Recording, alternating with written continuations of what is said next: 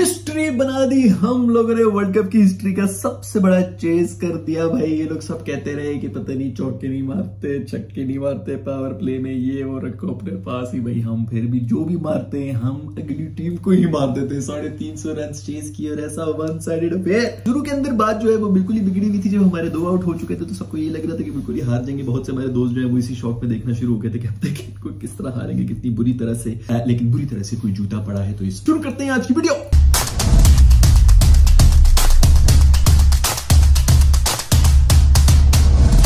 सबसे पहले बात करेंगे 8-0 की। 8 दफा श्रीलंका के साथ मैचेस हो गए हमारे वर्ल्ड कप के अंदर और 8 की 8 दफा पाकिस्तान जीता है। इसके बारे में कोई बात ही नहीं करता। बाकी जो है वो 7-0 वाला हमें ताना मारते रहते। तो कभी हमें भी इस किस्म के हमारे पास कुछ स्टैट्स हैं जो कि हम लोगों के मुंह के ऊपर मल सकते हैं। ये और बात है कि हम इस किस्म की हरकतें करती नहीं, क्योंकि निहायत ही शोधी हरकतें हैं। दूसरी तरफ मैं आप लोगों को बताना चाहूंगा कि 92 के वर्ल्ड कप में भी ऐसा ही हुआ था। हम मेरा ख्याल में चंद टीमों से ही जीते थे, उनमें से एक श्रीलंका भी थी कि एक और निशानी पूरी हो चुकी है। लेकिन कोई खूबसूरत इनिंग्स खेल लिया मेरा रिजू, और रिजू के साथ Abdullah Shafique world cup debut के ऊपर सेंचुरी मार के गया मेरा भाई। और टॉप ऑर्डर के ऊपर रन्स, ये तो हमें याद ही नहीं रहा था कि टॉप ऑर्डर भी रन्स बना रहे, क्योंकि सारा का सारा प्रेशर वैसी बाबर के ऊपर आ रहा था। अच्छी बात है कि रिजवान की फॉर्म आ गई है, अब्दुल्ला की फॉर्म आ चुकी है। अब्दुल्ला तो बेसिकली फॉर्म में ही था। ये होती है चीज जब आप इन फॉर्म प्लेयर्स को चांस देते हैं, बजाय इसके कि आउट ऑफ फॉर्म प्लेयर्स के ऊपर आप टाइम जाया कर रहे हो। खैर शुक्र है कि ओपनर हमें कैसा मिल गया है जो कि अच्छी फॉर्म में भी है, और क्या खूबसूरत इनिंग्स खेली है। और बात यहाँ पे यही करना चाहूंगा कि हमारे जो दोस्त इमाम हैं वो भी पिछले कोई 1.5-2 महीने से ऐसी ही परफॉर्मेंस दे रहे हैं, लेकिन वो फखर की वजह से छुपे हुए थे पीछे। तो अब वो भी सामने होना शुरू हो गए हैं। तो मैं उम्मीद करूंगा कि वो अब इस चीज को रियलाइज करते हुए नेक्स्ट मैच के अंदर जो है वो बेहतर अपनी परफॉर्मेंस लाएं। क्योंकि आज भी जो 2 आउट हुए थे हमारे, दोनों निहायत ही लूसी बॉल्स के ऊपर आउट हुए थे। इमाम अली फिर भी कोई कह सकता है बंदा के पेस फेस और बाउंस की वजह से थोड़ा सा, खैर जो भी वो शॉर्ट बॉल बस पड़ी नहीं है कि टॉप है जो हमने आउट हो जाना है, क्योंकि हमसे पुल शॉट्स नहीं लग रही होती। दूसरी तरफ बाबर का जो आउट हुआ है वो भी मेरे ख्याल में कुछ छठी स्टंप थी, लेग स्टंप से भी बाहर की बॉल। लोग उसको वो जो कवर ड्राइव मारते हैं वो बाहर ऑफ पे कराते नहीं, टांगों पे करा रहे होते, उसी में आउट हो जाता है। सबसे क्रिकेट की हिस्ट्री की जो गंदी बॉल्स होती है उन पे वो आउट हो रहा है। क्या दफा करो यार। अब्दुल्ला शफीक ने जो इनिंग्स खेल दी है यार, मतलब हमें तो लग रहा था कि जो ओपनिंग वाली जो पहली विकेट होती है तो वैसी खैराती मतलब ज़कात की विकेट होती है, लेकिन आज जो इससे परफॉर्मेंस दे दी है, वन साइडेड करके गया मेरा दोस्त। लेकिन उसके साथ साथ अगर कोई फाइटर रहा है तो वो मेरा दोस्त रहा है रिजवान। रैंप पड़ रहे हैं, इधर बॉल की चीखें निकल रही है, उसको छक्का मार रहा है, बॉल चीखती भी जा रही। इधर मेरा दोस्त चीखता हुआ जमीन के ऊपर गिरा हुआ है। चीखे चल रही, कुछ समझ नहीं आ रही कि किसकी तिमादारी करें। बॉल उधर रो रही है, रिजवान इधर रो रहा है। रिजवान पहले तो है, देखो बात सुनो, इस बंदे ने जो है ना पहले तो उनको छक्के भी पेले, उसके बाद फिर चीखे भी मारा था, हाय मैं मर गई, हाय मैं मर गई। वो बेचारे उनसे खिदमतें भी करवाई है, इसमें छक्के भी मार रहे हैं, खिदमतें भी श्रीलंकन इसकी कर रहे थे। उसके बाद जैसे वो बेचारे हल्की सी बॉल करेंगे कि ये तो पहले से बीमार है, तो ये राकटवा छक्का मार देगा मेरा दोस्त। ये होती है चला की स्पीड। थी ना वो जो मीम थी कि वो कॉल एंड एम्बुलेंस जो पेट पकड़ के बाबा जा रहे होते नीचे, बट नॉट फॉर मी, बंदूक निकाल के उसको कहता है। उसी तरह की कोई हरकत की है बॉय ने। एंड भी किया है, फिनिश भी किया है। अब्दुल्ला शफीक मासूम भी फिनिश तक ही लेके जा रहा था। वो तो वो ऐसा तेंदुए की तरह पड़ा है बॉल के ऊपर जो उसने कैच किया, तो वो भी सब्स्टिट्यूट आ गया था जिसकी ताजा फ्रेश लेग्स थी, वरना वो कैच वैच भी कोई नहीं होना। खैर इसी मौके के ऊपर मैं बात करना चाहूंगा हमारी डेथ बॉलिंग की भी, जिसने आखिरी 5 ओवर से हमें बचा दिया था। ये जो 300-350 रन से कम पे इनको रोका था ना, ये किसी कमबैक से कम नहीं है। 400 पे तो ये जा ही रहे थे। उसके बाद भी जब हमने 1-2 आउट कर लिए थे एंड में, फिर दोबारा इनकी जो 44 ओवर्स तक जिस तरह रन रेट जा रही थी, 370 रन भी 360 रन जो है वो तो नॉर्मल होने ही थे। 350 से नीचे रोक देना ये बहुत बड़ी अचीवमेंट है यार, तो उसके ऊपर भी तालियां बनती है। खैर तेज गति वाला अटैक जितना आउट ऑफ फॉर्म हुआ है, शाहीन बेचारा जो है यार, मतलब लेग स्टंप से बाहरी बॉलिंग कराई जा रहे हैं। ऊपर से सबसे बड़ी जो अलार्मिंग चीज है वो ये कि बॉय की पेस किधर गई। 130 से ऊपर टप्पी जा रही है उससे बॉल, ऊपर से बॉल की लाइन वगैरह भी खराब। मुझे लग रहा है कि हमारा दोस्त जो है ना शाहीन, वो शाइन करेगा सेमीफाइनल में और फाइनल, जैसे कि वसीम अकरम ने किया था। मैंने पहले भी एक वीडियो में कहा था, उसकी स्क्रीनशॉट लेके रख लो। दूसरी तरफ अगर बॉलिंग में कोई कमाल कर रहा है तो मेरा दोस्त Hasan Ali. Generator is back. मेरे दोस्त ने एक और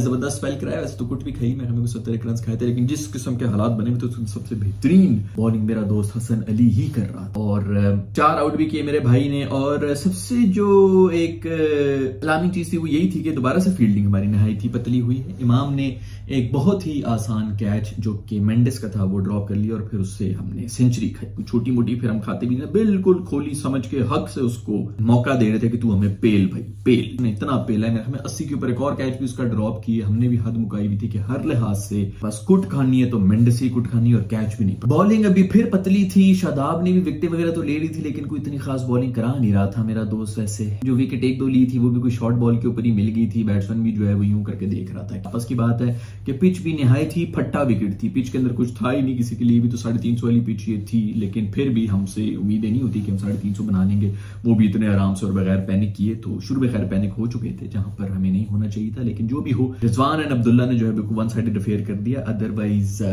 हमारे हालात पतली थे। बट यार मेरे इंडियन दोस्तों, यार क्या खूबसूरत लोग हो यार तुम लोग। ये चेक करो यार वीडियो के अंदर क्या नारे लग रहे हैं भाई।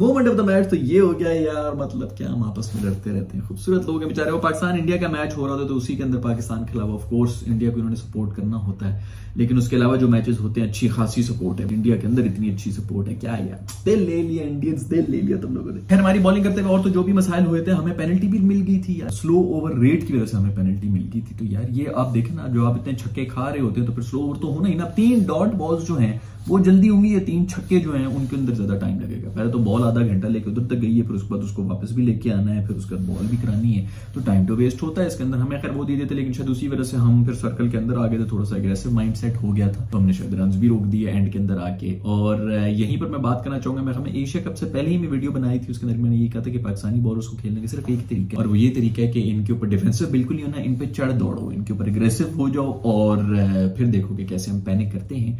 तो मेरे ख्याल में वो हमारी वीडियो, हमारे पीसीबी में तो कोई मेरी वीडियो देख नहीं रहा, मुझे लग रहा है कि ये या तो श्रीलंकन या फिर कोई इंडियन जो ड्रेसिंग रूम है उनके अंदर बैठा हुआ ये वीडियोस देख रहे हैं, जिससे जाके ये राज उनको बता दी। और यही हो रहा है, बुरी तरह से जो है वो हम एक्सपोज रहते हैं जब भी हमारे ऊपर को थोड़ा सा एग्रेशन करता है कोई भी टीम। पिछले 1-1.5 महीने से यही हो रहा है हमारे, और हमारे पास कोई प्लान बी ही नहीं है। और प्लान बी बेसिकली इसीलिए क्योंकि हमारे पास कोई कोच ही नहीं है। जो एक कोई नाम के कोच है उनकी भी अजीब किस्म के कोई बयान है, किसी को पता भी नहीं है कि वो कौन है। जो एक डायरेक्टर साहब जिनको बता दिया गया वो बेसिकली नस्ली तौर पर कोच वो है, लेकिन वो डायरेक्टर है क्योंकि नहीं वो इधर पाकिस्तान में हो नहीं सकते, वो किसी काउंटी को कोच कर रहे होते हैं। खैर अब तो वो वापस आ गए, शुक्र, बड़ी मेहरबानी कि उन्होंने वर्ल्ड कप के बीच में हमारे कोच ने हमें ज्वाइन कर लिया है। तो इसमें स्ट्रैटेजीज जो प्लान बी वाली होती है तो कोच ही बनाते हैं। जो हमारे कोच हैं इस वक्त वो पता नहीं, उनके भी कल परसों को बयान आया था जिसमें वो कह रहा था कि आज के बाद से हम इंडिविजुअल इनिंग्स नहीं खेलेंगे। मतलब इससे पहले क्या हम खेल रहे थे, एनी मोर का वर्ड उन्होंने यूज किया, तो इसका मतलब है कि हम इंडिविजुअल इनिंग्स खेल रहे थे। चलो अच्छा है कि अब हम आज से टीम गेम किया करेंगे क्रिकेट की। खैर से ये जो चीज होती है जिसके अंदर अगर बॉलर कुट खा रहा हो तो वहां पर एक्सपीरियंस काम करता है बॉलर्स का, और यहीं पर हमें नजर आ जाता है कि हमारे बॉलर्स के अंदर वो एक्सपीरियंस ही नहीं है। इंडिया ने हम पर एग्रेशन की तो हम बिल्कुल ही लाजवाब हो चुके थे। खैर उधर न्यूजीलैंड और नेदरलैंड्स का भी मैच हुआ था जिसके अंदर दोबारा से वो सचिन जो है इसने 50 मार दी। ये पता नहीं सचिन और रविंद्र जडेजा का मिक्सचर जो आया इसने बन्नी फेरी हुई। दूसरी तरफ एक और बड़ी खबर भी ये आ रही है कि गिल्ली जो है वो मेरा ख्याल में मैच मिस कर लेंगे पाकिस्तान और इंडिया का। तो ये बड़ी दुख की बात है।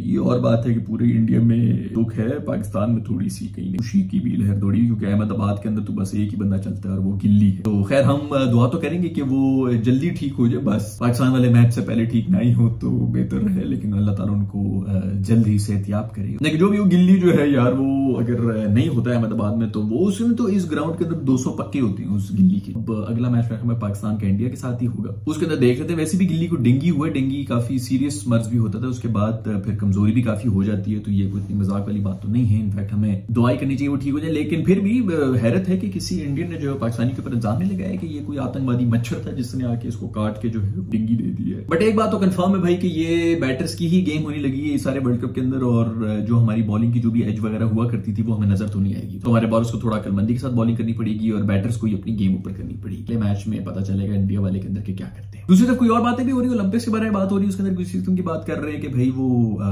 क्रिकेट भी इसके अंदर शामिल हो गया। मैं एक जगह पढ़ रहा था कि क्रिकेट शामिल हो गया, दूसरी जगह पे मैं कहीं पढ़ रहा था कि अभी प्रपोज किया गया, नहीं हुआ। अगर हो जाए तो बहुत अच्छी बात है यार, मजा आ जाएगा।